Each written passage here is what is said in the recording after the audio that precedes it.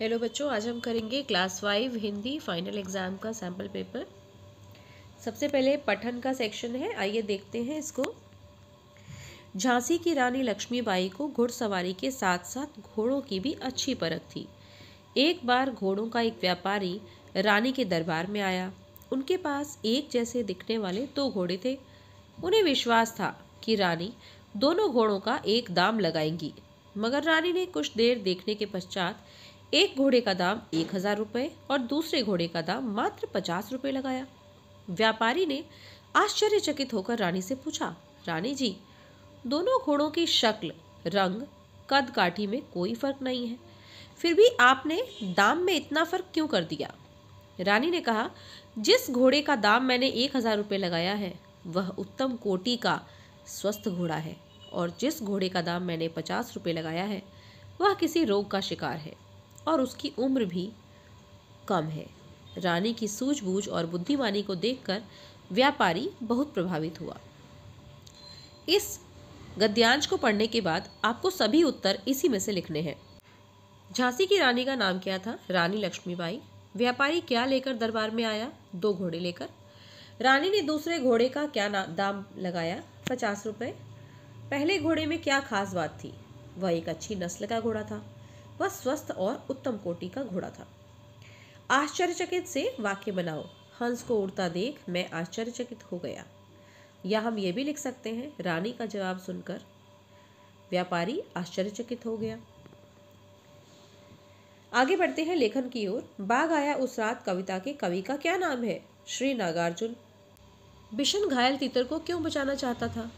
बिशन एक दयालु लड़का था। आप देख सकते हैं ये प्रश्न 2 नंबर का है, तो कम से कम 2 लाइनें आपको इसमें ज़रूर लिखनी है। वह जानता था कि अगर उसने तीतर को वहां छोड़ दिया तो वह मर जाएगा। जवाहरलाल को अमरनाथ तक का सफ़र अधूरा क्यों छोड़ना पड़ा? पहले क्वेश्चन में से ही लिख लेंगे। जवाहरलाल को अमरनाथ तक का सफ़र अधूरा छोड़ना पड़ा क्योंकि आगे का रास्ता और भी चौड़ी और गहरी खाई से भरा था। उनके पास उचित सामान नहीं था और एक बार वह खाई में गिरते गिरते बचे थे। व्याकरण की ओर चलते हैं। पानी का अर्थ होता है जल और महामूर्ख का मतलब होता है सबसे मूर्ख। नीचे दिए गए मुहावरे का अर्थ लिखो। घड़ों पानी पड़ना, इसका अर्थ होता है शर्मिंदा होना। सही विभक्ति चुनकर वाक्य पूरे करो। कोको की माँ ने कल दुकान से एक फूलदान खरीदा था। लिंग बदलो, बाघ बागिन, ग्वाला ग्वालिन। वचन बदलो, पाबंदी पाबंदियाँ, नदी नदियाँ। जैसा कि आप देख रहे हैं, बड़ी ई की मात्रा छोटी ई की मात्रा में बदल जाएगी। नीचे दिए गए शब्दों के आगे विशेषण शब्द लिखो। तर माल, माल कैसा है? तर है, मतलब बहुत टेस्टी खाना है। धार कैसी है? तेज है। नदी की धार तेज है। शुभ अशुभ, ये विलोम शब्द है। बहादुर डरपोक। जो खाना पकाता है उसे खानसामा कहते हैं, इंग्लिश में इसे कुक कहते हैं। कोई 2 क्रिया शब्द लिखो, यानी काम वाले शब्द। उठना, बैठना, नाचना, गाना, आना, जाना, ये सब क्रिया शब्द हैं। दिए गए शब्द से वाक्य बनाओ। बंदूक, मेरे पास एक बंदूक है। जल संरक्षण पर अनुच्छेद लिखो या फिर तीतर के बारे में 5 पंक्तियां लिखो। तो ये नदी, हमारी नदी और पानी रे पानी पाठ में से लिया गया है। तीतर के बारे में 5 वाक्य हम लिख रहे हैं। तीतर एक मुर्गी की जाति का पक्षी है। इसके मांस में विटामिन और अधिक और वसा कम होता है। वसा यानी कि फैट। यह वसंत के समय जमीन पर घोंसला बनाकर अंडा देता है। यह भोजन की तलाश में खेतों में घूमता रहता है। यह सुबह और शाम को खाता है, दिन में आराम करता है। आगे हम वर्तनी की ओर बढ़ते हैं। सही शब्द पर गोला लगाओ। अम्मी। दिए गए वर्णों से कौन सा शब्द बनेगा? ये है तरकीब।